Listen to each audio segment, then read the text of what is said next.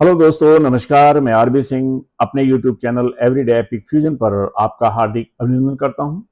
और दोस्तों, आज एक नया टॉपिक लेकर आपके सामने हाजिर हूं। और आज का जो विषय होगा वो राष्ट्र निर्माण में युवकों का योगदान। कई दिन से मैं इस विचार कर रहा था कि युवकों पर एक ऐसी वीडियो निकाली जाए जिससे कि ये बच्चे प्रेरित हों, और इस पर ही अपने विचार रखे हैं। देखिए, आज का जो युवा है वो केवल युवा नाम नहीं है, बल्कि एक ऊर्जा है, एक उत्साह है, साहस है, संकल्प है और परिवर्तन का दूसरा नाम युवा है। साथियों, कैसे योगदान हो सकता है युवाओं का देश के लिए? आर्थिक विकास।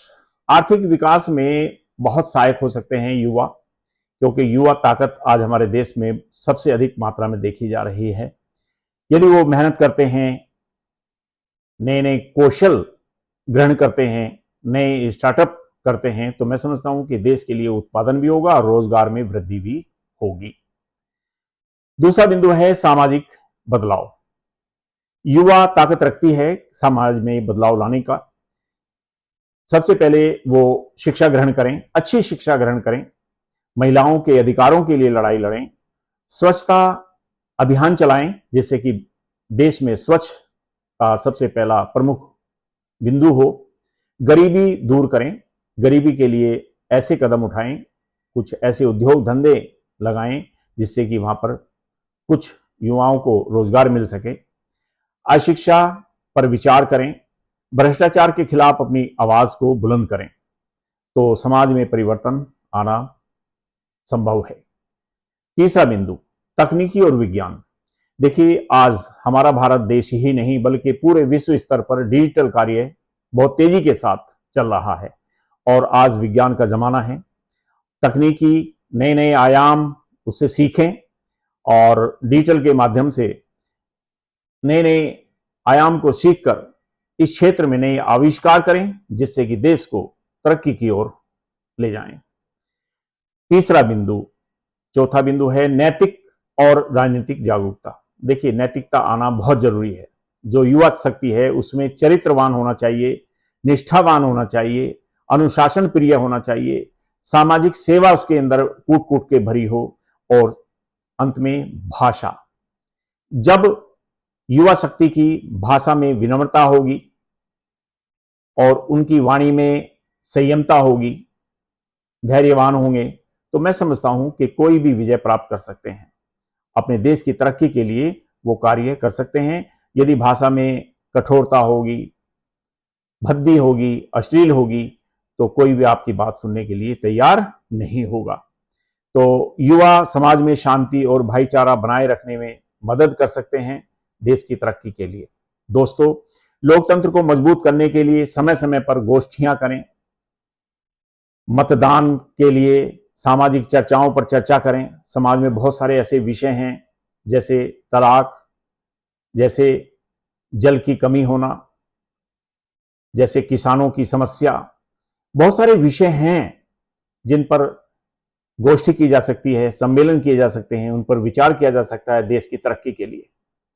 अब ये सब चीजें जो मैंने रखी हैं, ये तो युवाओं का योगदान है देश के लिए। लेकिन जब वो युवा देश के लिए तरक्की के लिए ये काम करेंगे, तो चुनौतियां भी कम नहीं होंगी। चुनौतियां भी बहुत अधिक मात्रा में हैं। चुनौतियां हैं बेरोजगारी। सबसे पहली चुनौती होगी बेरोजगारी। जब बेरोजगार होंगे तो ये स्वाभाविक है कि ये क्या काम करेंगे।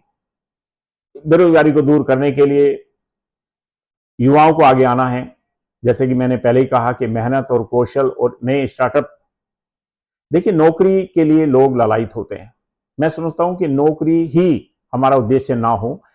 व्यापार है, बिजनेस करें, कोई अपना कोई नया काम सीखें, कौशलता आनी चाहिए। जब आपके अंदर स्किल्स होंगे तभी आप अपना काम कर सकते हैं। तो दोस्तों, यदि आप बेरोजगारी दूर करना चाहते हैं तो नौकरी की ओर ध्यान ना देकर आप व्यापार की ओर ध्यान दें, बिजनेस की तरफ ध्यान दें, और मैं समझता हूं कि तभी आप आगे बढ़ सकते हैं। और रोजगार के लिए भी मेहनत करनी होगी। जो भी प्रतियोगिताएं होंगी उसमें प्रतिभागिता होनी चाहिए, मेहनत होनी चाहिए। जब मेहनत करेंगे तो वो प्रतियोगिता निकल जाएगी, आप उसमें निकल सकते हैं, पास हो सकते हैं। दूसरा बिंदु, अशिक्षा। देखिए, सबसे पहले मैंने बताया था कि यदि आपके अंदर शिक्षा ग्रहण करने की ललक है, शिक्षा प्राप्त कर सकते हैं, तो कोई भी ऐसी चीज नहीं है। जब आप शिक्षित होंगे तो कोई भी काम कर सकते हैं, कोई भी अपनी बात को रख सकते हैं। जब आपको समझ ही नहीं है, अशिक्षित हैं, तो ना तो आप अपनी बात को कहीं कह सकते हैं, ना ही अपनी बात को कहीं रख सकते हैं। तो अपनी बात को, अपने व्यू को रखने के लिए शिक्षा का होना बहुत जरूरी है। तीसरा बिंदु, आज देखने में आ रहा है कि मार्गदर्शन की कमी होती जा रही है। ये चुनौती है सबसे बड़ी युवाओं के लिए। मार्गदर्शन के लिए सबसे पहले अपने पेरेंट्स हैं, समय समय पर उनको मार्गदर्शित करें, किस ओर जाना है देख लें, उसका विचार जान लें। 10वीं और 12वीं तक ही बच्चे का पता लग जाता है कि वो किस दिशा में जाना चाहता है, और उस ओर जाने के लिए प्रेरित करें। दूसरा बिंदु आ जाता है जो शिक्षक होते हैं वो उनको प्रेरित करें, मोटिवेशन दें कि वो क्या करना चाहते हैं और क्यों करना चाहते हैं।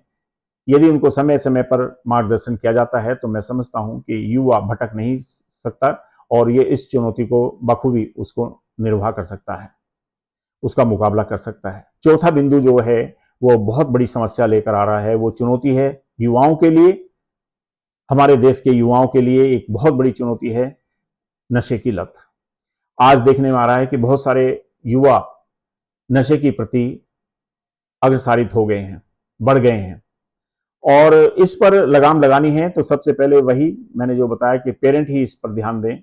सबसे पहले जांच करें कि कौन इसके दोस्त हैं, ये नशा किन दोस्तों के साथ करता है, उससे दूर करें, और कौन सी सोसाइटी के साथ बैठता है उसकी काउंसलिंग करें, या किसी अच्छे डॉक्टर को दिखाएं। काउंसलर आजकल तो बहुत सारे आ गए हैं मार्केट में, काउंसलर को दिखाएं, वो उसकी काउंसिल करें, जिससे कि वो उस नशे की लत से छुटकारा पा सके। तो ये चुनौतियां भी हैं, देश के साथ काम तो करेंगे ही, आगे बढ़ाने के लिए काम करेंगे, और चुनौती भी कम नहीं है।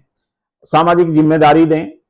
जब बच्चों को सामाजिक जिम्मेदारी नहीं मिलेगी तो वो केवल कुछ नहीं कर पाएगा। जिम्मेदारी उसको शुरुआत में ही सौंप देनी चाहिए, जैसे कि 12वीं पास करे तभी घर की और विद्यालय स्तर पर स्कूल की बहुत सारी चीजें हैं, जैसे पेड़ लगाना है, जिम्मेदारी ग्रुप बना दें, और भी बहुत सारे काम होते हैं विद्यालय स्तर पर भी, घर में भी समाज के काम होते हैं, उनमें उनको आगे हाथ बटाएं।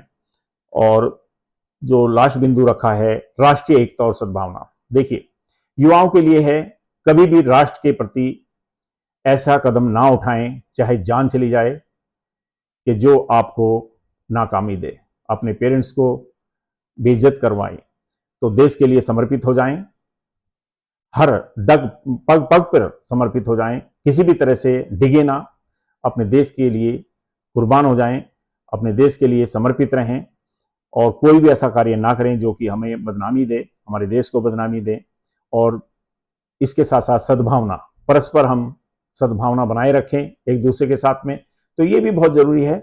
तो कुछ चुनौती हैं जो कि मैंने बताया, काम तो बहुत हैं युवाओं के लिए, लेकिन चुनौतियां भी कम नहीं हैं।